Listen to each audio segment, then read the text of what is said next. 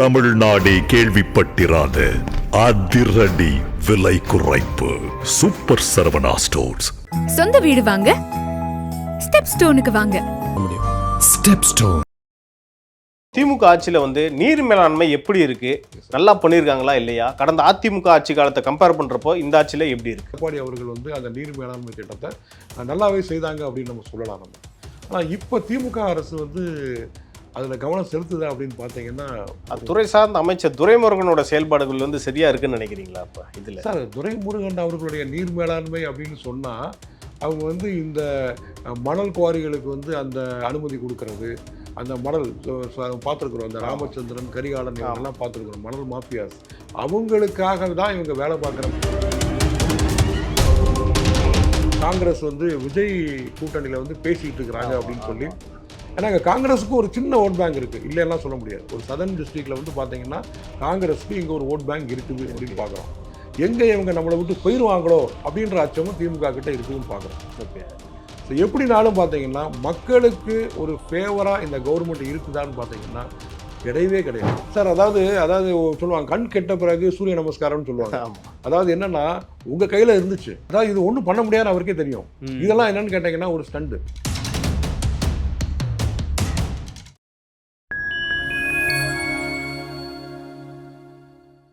Fine time media நேயர்களுக்கு வணக்கம். இன்று நம்மோடு இணைந்திருப்பவர் சமூக ஆர்வலர் திரு முருகன் அவர்கள். வாருங்கள், அவரிடம் அரசியல் சார்ந்த பல்வேறு கேள்விகளை முன்வைக்கலாம். வணக்கம் சார். வணக்கம் சார்.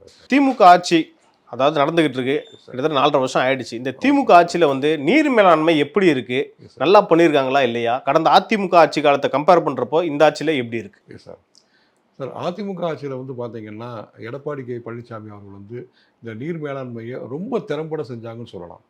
ஏன்னா அந்த பொதுவாக பார்த்தீங்கன்னா அந்த ஏரிகளை தூர்வாடுறது அதில் ரொம்ப அவங்க கவனம் எடுத்துக்கிட்டாங்கன்னு சொல்லலாம். அப்புறம் நம்ம பார்த்துருப்போம், சின்ன வயசுலேருந்தே கேள்விப்பட்டிருப்போம், இந்த அத்திக்கடவு அவிநாசி திட்டம். அந்த திட்டத்தை பார்த்தீங்கன்னா அது நிறைய ஒரு ஏட்டளவில் தான் இருந்துச்சு, ஒரு பேச்சளவில் தான் இருந்துச்சு. அந்த திட்டத்தை ப்ராப்பராக அதை இம்ப்ளிமெண்ட் பண்ணி இன்றைக்கு பார்த்தீங்கன்னா அந்த திட்டம் சக்ஸஸ் ஆகிருக்கு. இந்த அத்திக்கடவு அவிநாசி திட்டத்தின் மூலமாக பார்த்தீங்கன்னா அந்த பொள்ளாச்சி, கோயம்புத்தூர், இந்த சரௌண்டிங் மக்கள் எல்லாமே அதனுடைய பயனை அன்னைக்கு அனுபவிச்சுட்டு இருக்கிறாங்கன்னு சொல்லலாம். ஸோ அந்த அளவுக்கு பார்த்தீங்கன்னா எடப்பாடி அவர்கள் அந்த நீர் மேலாண்மை திட்டத்தை நல்லாவே செய்தாங்க அப்படின்னு நம்ம சொல்லலாம். நம்ம ஆனால் இப்போ திமுக அரசு அதில் கவனம் செலுத்துதா அப்படின்னு பார்த்தீங்கன்னா, துறை சார்ந்த அமைச்சர் துரைமுருகனோட செயல்பாடுகள் சரியா இருக்குன்னு நினைக்கிறீங்களா? இப்போ இதில் சார் துரைமுருகன் அவர்களுடைய நீர் மேலாண்மை அப்படின்னு சொன்னால், அவங்க இந்த மணல் குவாரிகளுக்கு அந்த அனுமதி கொடுக்கறது, அந்த மணல் பார்த்துருக்குறோம், அந்த ராமச்சந்திரன் கரிகாலன் இவங்கெல்லாம் பார்த்துருக்குறோம், மணல் மாஃபியாஸ் அவங்களுக்காக தான் இவங்க வேலை பார்க்குற மாதிரி தெரியுது. புரியுதுங்களா? ஏன்னு கேட்டிங்கன்னா இன்றைக்கி தெரியும் மணலுடைய விலை இன்றைக்கி எவ்வளோன்னு தெரியும். இன்றைக்கி வீடு கட்டணும் அப்படின்னு சொல்லி சொன்னோம் அப்படின்னா இன்றைக்கி சாதாரணமாக எம்சாண்ட் தான் மக்கள் பயன்படுத்துகிறாங்க. இந்த மணல் பார்த்தீங்கன்னா நமக்கு ஒரு 4.5 யூனிட் ஒரு லாரி நீங்கள் மணல் வாங்க போனீங்கன்னா 90,000 ரூபாய்க்கு மேலே இன்றைக்கி ரேட் இருக்குது. கிட்டத்தட்ட 2014-15 காலத்தில் 14,000 ரூபா 15,000 ரூபா இருந்த அந்த 4.5 யூனிட் மணல் இன்றைக்கி பார்த்தீங்கன்னா 90,000க்கு மேலே இருக்குது. ஸோ இது யாருக்கு லாபம்? அரசாங்கத்துக்கு லாபமா இல்லை மக்களுக்கு லாபமா? இந்த மணல் மாஃபியாஸ்க்கு தனிப்பட்டவங்களுக்கு தான் லாபம், தனிப்பட்ட அந்த நபர்களுக்கு தான் லாபம். இந்த வருமானம் பார்த்தீங்கன்னா அரசாங்கத்துக்கு வருதா? கிடையாது. ஸோ இதுவே பார்த்தீங்கன்னா இந்த அரசாங்கம் செய்த ஒரு மிகப்பெரிய ஒரு ஊழல். ஏன்னா ஒரு குறிப்பிட்ட பகுதியில் நீங்கள் ஒரு வார காலத்துக்கு, ஒரு மாத காலத்துக்கு இவ்வளவு வால்யூம் தான் மணலை எடுக்கணும்னு சொல்லி வரையறை இருக்குது. அந்த வரையறையெல்லாம் மீறினாங்கன்னு சொல்லி இடி ஏற்கனவே ரைடு வந்தாங்க. அது ரைடு நிறைய ஐஏஎஸ் ஆஃபீஸர்ஸ் மேலே அதை எல்லாம் அவங்க சார்ஜ் ஷீட் போட்டாங்க. பட் அது எல்லாத்தையும் பார்த்தீங்கன்னா இவங்க கோர்ட்டில் போய் ஸ்டே வாங்கிட்டு உட்காந்துருக்குறாங்க. அதுதான் உண்மை. அப்போ நீர் மேலாண்மைன்னு சொன்னால் இவங்க ப்ராப்பராக நீரை மேலாண்மை செய்யலை.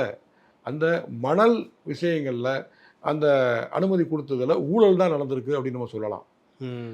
இப்போ பார்த்தீங்கன்னா ப்ராப்பராக ரெசிப்ட் கூட இல்லைன்ற அந்த குற்றச்சாட்டு கூட இடி வச்சுது. உண்மைதான் சார். அதாவது ரெசிப்ட் அப்படின்னு சொன்னீங்கன்னா என்ன அர்த்தம்னா, பொதுவாக இந்த குவாரியில், மணல் குவாரியில் கவர்மெண்ட்டுக்கு கொடுக்கக்கூடிய அமௌண்ட் பார்த்தீங்கன்னா மிக சொற்பம் தான்.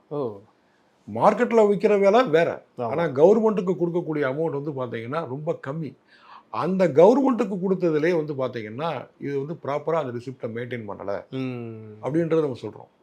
அப்போ என்ன அப்படின்னு கேட்டிங்கன்னா மிகப்பெரிய அளவில் இதில் வந்து ஊழல் நடந்திருக்குது அப்படின்றத அன்றைக்கி இடி வந்து ஃபைண்ட் அவுட் பண்ணாங்க. ஓகே.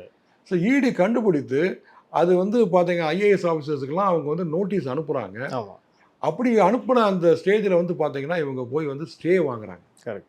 நான் என்ன சொல்கிறேன், உங்கள் மேலே தப்பு இல்லை அப்படின்னு சொன்னீங்கன்னா நீங்கள் எதுக்காக போய் நீங்கள் வந்து ஸ்டே வாங்கணும்?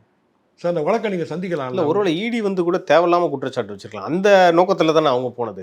சரி சார், அது நீங்கள் சொல்கிறது கரெக்ட் தான். ஆனால் ரிசிப்ட் இல்லையே. அவங்க சொல்கிறது வந்து நீங்கள் ரிசிப்டை ப்ராப்பராக மெயின்டைன் பண்ணலை அப்படின்றத உண்மை.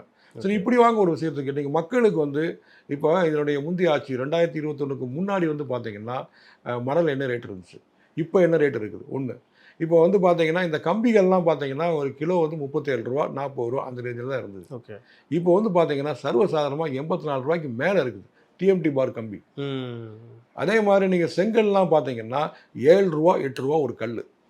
ஸோ இன்றைக்கி வந்து பார்த்தீங்கன்னா அந்த பிரிக்கு வந்து 14 ரூபா 18 ரூபா. ஸோ இப்போ கன்ஸ்ட்ரக்ஷன் சொல்லும் பொழுது இன்றைக்கி சாதாரணமாக ஒரு மனுஷன் வந்து வீடு கட்டணும் அப்படின்னு சொல்லி நினச்சோம் அப்படின்னா கனவுல தான் இருக்குது, ஒரு ட்ரீமாக தான் இருக்குது. இப்போ ஒரு ஸ்கொயர் ஃபீட்டுக்கு நம்ம கான்ட்ராக்டுக்கு ஒரு 1500 ரூபா கொடுத்தோம்னா இன்றைக்கி நீங்கள் 3500 ரூபா இல்லாமல் உங்களுக்கு வீடு கட்ட முடியாது. அப்போ என்ன அப்படின்னு பார்த்தா பில்டிங் மெட்டீரியல் இங்கே கண்ட்ரோல் ஆகலை. ஸோ அப்போ என்ன இதுக்கெல்லாம் காரணம் என்னன்னு கேட்டிங்கன்னா இவங்களுடைய ஊழல் தான். இந்த ஊழல் வந்து பிரதானமாக இருக்கிறது தான் இங்கே இருக்கக்கூடிய பிரச்சனை. இப்போ நீங்கள் சொன்னீங்க நீர் மேலாண்மை மேகதாது அணையில் இன்றைக்கு வந்து பார்த்தீங்கன்னா கர்நாடக அரசு திட்ட அறிக்கையை சமர்ப்பிச்சிருக்கிறாங்க. இப்போ இதுக்கு வந்து பார்த்தீங்கன்னா இப்போ நம்ம ஸ்டாலின் அவர்கள் வந்து இதுக்கு எதிர்ப்பாக ஒரு குரலும் இன்னைக்கு கொடுக்கல. அதுக்கு வந்து எதிர்க்கட்சி தலைவர் எடப்பாடி பழனிசாமி என்ன சொல்றாருன்னா திமுக மற்றும் அவங்க குடும்பத்தினர் சார்ந்த பிஸ்னஸ்லாம் வந்து கர்நாடகாவில் இருக்குது, அதை பாதிக்கக்கூடாதுன்ற அந்த கண்ணோட்டத்தில் தான் அதை பற்றி வாயை திறக்க மாட்டான்ற குற்றச்சாட்டு வச்சிருக்காரு. கண்டிப்பாக கரெக்டாக சொல்லியிருக்கிறாரு. இப்போ இதே வந்து பார்த்தீங்கன்னா அன்றைக்கு வந்து பார்த்தீங்கன்னா மாட்டு வண்டி மேலே ஏறி போனார். ஸ்டாலின் வந்து அந்த கண்டன ஆர்ப்பாட்டம்லாம் பண்ணார். காவிரி மேலாண்மை ஆணையம் அமைக்கலன்னு சொல்லி மாட்டு வண்டியில் ஊர்வலம் போனார். அதுக்கப்புறம் எங்கள் ஐபிஎல் மேட்ச் எல்லாம் பிளாக் பண்ணாங்க. ஆமாம், அது எல்லாம் பல்வேறு போராட்டம் பண்ணாங்க தமிழ்நாடு முழுவதும். நிறைய பண்ணாங்க, போராட்டம் தான். நீங்கள் எந்த சேனலை திறந்தாலும் சரி தான், எந்த மீடியாவை எடுத்தாலும் சரி தான், அன்றைக்கு நீங்கள் பார்த்தீங்கன்னா தமிழ்நாடு அவ்வளோ மோசமாக இருக்கா அப்படின்னு தான் சொல்ல தோணும். முழுக்க முழுக்க முழுக்க முழுக்க போராட்டம் தான். அப்போ இன்றைக்கி வந்து பார்த்தீங்கன்னா இந்த மாதிரி ஒரு மக்கள் சார்ந்த விஷயத்துக்கு, ஏன்னா இந்த மேகதாதுல அணை கட்டணும் அப்படின்னா நம்ம காவிரியில் தண்ணி வராது, கம்ப்ளீட்டாக வராது. ஆமாம். ஸோ இப்போயே வந்து பார்த்தீங்கன்னா நம்ம வந்து காவிரியில் வந்து அந்த அந்த ஆணையம் வழங்கின அந்த அளவு மதிக்கவே மாட்டேங்கிறாங்க. சார் இன்னொரு விஷயம்னு பார்த்தீங்கன்னா அங்கே மழை பெஞ்சு அதிகமான தண்ணி வந்து உபரி நீர் தான் சார் காவிரிக்கு வருது. இதுதான் உண்மை சார். அந்த உபரி நீர் மட்டும்தான் நமக்கு இங்கே வந்து கிடைக்குதே தவிர அந்த ப்ராப்பராக வழங்கக்கூடிய தண்ணியை அந்த உரிய காலத்தில், ஏன்னா அந்த நம்ம எல்லாம் வந்து சாகுபடி பண்ணுறோம், விவசாயம் பண்ணுறோம், அந்த ப்ராப்பர் டைமில் நமக்கு தண்ணி வரணும். அந்த ப்ராப்பர் டைம் நம்ம தவறிட்டோம்னு வச்சுக்கோங்களேன், அப்புறம் நமக்கு கிடச்சி மழை தண்ணி தான் இங்கேயே வந்துடுது. அந்த மழை தண்ணி வந்து எக்ஸஸ் ஆச்சு அப்படின்னு கேட்டாங்கன்னா இங்கே நெல்லும் இங்கே பாதிக்கப்படுதுன்னு பார்க்குறோம். ஸோ அப்போ என்னன்னு கேட்டிங்கன்னா அந்த ஸ்டாண்டர்டாக எவ்வளோ அலாட் பண்ணியிருக்காங்களோ, எவ்வளவு வால்யூம் அலாட் பண்ணியிருக்காங்களோ அந்த வாட்டர் நமக்கு வரணும். ஓகே. ஸோ அதுக்கு வந்து பார்த்தீங்கன்னா கவர்மெண்ட் ஏதாவது ஸ்டெப் எடுக்கிறாங்கன்னு கேட்டிங்கன்னா சுத்தமாக கிடையாது. இத்தனைக்கும் திமுகவோட கூட்டணி கட்சி தான் சார் அங்கே ஆட்சியில் இருக்குது. அதுதான் பிரச்சனையே. அவங்ககிட்ட போய் இவங்களுக்கு கேட்கறதுக்கு இவங்களுக்கு வந்து என்ன சொல்கிறது வரலை, தயக்கம்ன்றீங்களா? தயக்கம் அதுதான். ஏன்னா இந்தியா கூட்டணியில் வந்து ஒரு முக்கிய அங்கத்தில் தான் இருக்கிறாங்க. ஸோ ராகுல் காந்தி கூட ஒரு நல்ல ஒரு ரேப்போ இருக்குது. ஸோ இப்போ வேற வந்து பார்த்தீங்கன்னா ஒரு பேச்சு அடிபடுது, காங்கிரஸ் வந்து விஜய் கூட்டணியில் வந்து பேசிகிட்டு இருக்கிறாங்க அப்படின்னு சொல்லி. ஏன்னா இங்கே காங்கிரஸுக்கு ஒரு சின்ன ஓட் பேங்க் இருக்குது, இல்லையெல்லாம் சொல்ல முடியாது. ஒரு சதர்ன் டிஸ்ட்ரிக்டில் வந்து பார்த்தீங்கன்னா காங்கிரஸுக்கு இங்கே ஒரு ஓட் பேங்க் இருக்குது அப்படின்னு பார்க்குறோம். எங்கே இவங்க நம்மளை விட்டு போயிடுவாங்களோ அப்படின்ற அச்சமும் திமுக கிட்ட இருக்குதுன்னு பார்க்குறோம். ஓகே. ஸோ எப்படினாலும் பார்த்தீங்கன்னா மக்களுக்கு ஒரு ஃபேவராக இந்த கவர்மெண்ட் இருக்குதான்னு பார்த்தீங்கன்னா கிடையவே கிடையாது. அடுத்தபடியாக சார் இந்த நெல் கொள்முதலுக்கு வந்து அதோட ஈரப்பதத்தை 22% உயர்த்தணுன்ட்டு முதல்வர் வந்து கடிதம்லாம் எழுதியிருக்காரு பிரதமருக்கு. இது எப்படி சார் சாத்தியமா சார்? அதாவது சொல்லுவாங்க கண் கெட்ட பிறகு சூரிய நமஸ்காரம்னு சொல்லுவாங்க. அதாவது என்னன்னா உங்கள் கையில் இருந்துச்சு, அதாவது நீங்கள் செப்டம்பர் மாதமே இந்த நெல்லை வந்து நீங்கள் கொள்முதல் பண்ணியிருக்கணும். இந்த நெல் கொள்முதல் அப்படின்றது விவசாயிகளுடைய ஒரு ஆதாரம் அவங்களுக்கு. ஆக்சுவலாக இது வந்து ஒரு குவிண்டாலுக்கு 2500 ரூபா. இது 2500 ரூபாவில் வந்து பார்த்தீங்கன்னா மத்திய அரசாங்கம் வந்து இதுக்கு வந்து 2350 ரூபா கொடுக்குறாங்க. ஓகே. தமிழக அரசு 150 ரூபா கொடுக்குறாங்க. இந்த 150 ரூபாவில் தான் 100 ரூபா லஞ்சமாக வாங்கிக்கிறாங்கன்னு சொல்லி விஜய் ஏற்கனவே ஒரு குற்றச்சாட்டு வச்சார், உங்களுக்கு தெரியும். இப்போ என்னன்னா அந்த அமௌண்ட்டை கூட அந்த உரிய நேரத்தில் நீங்கள் கொடுத்து கொள்முதல் பண்ணலை.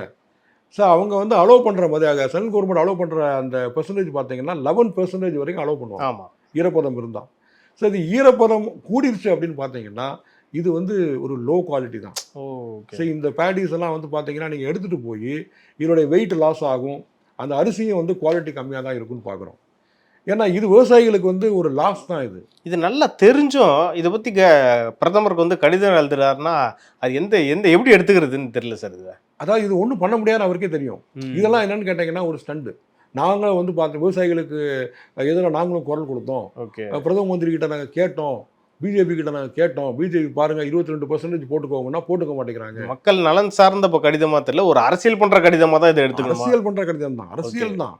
ஏன்னு கேட்டீங்கன்னா இவங்க மேல தப்பு இருக்கு. ஓகே. இவங்க வந்து அன்றைக்கே, ஏன்னா பருவமழை வரும்னு தெரியும், வடகிழக்கு பருவமழை வரும்னு தெரியும், தென்மேற்கு பருவக்காற்றினுடைய நீட்சி இங்கே இருக்குன்னு தெரியும். அப்படி இருக்கும்போதே இவங்க என்ன பண்ணியிருக்கணும், அந்த நெல்லை வந்து உரிய நேரத்தில் அந்த போய் அவங்க பர்ச்சேஸை வந்து ஆரம்பிச்சிருக்கணும். ஓகே. இங்கே இன்னொன்று பார்த்தீங்கன்னா அந்த அளவுக்கு குடோன் இருக்கான்னு பார்த்தீங்கன்னா அந்த குடோனும் இல்லை. ஏற்கனவே அதுக்கு ஒரு 17,000 கோடி வந்து ஒரு லோனும் வாங்கியிருக்கிறாங்க ஆமாம், இந்த குடோன் அமைக்கிறதுக்கெல்லாம்.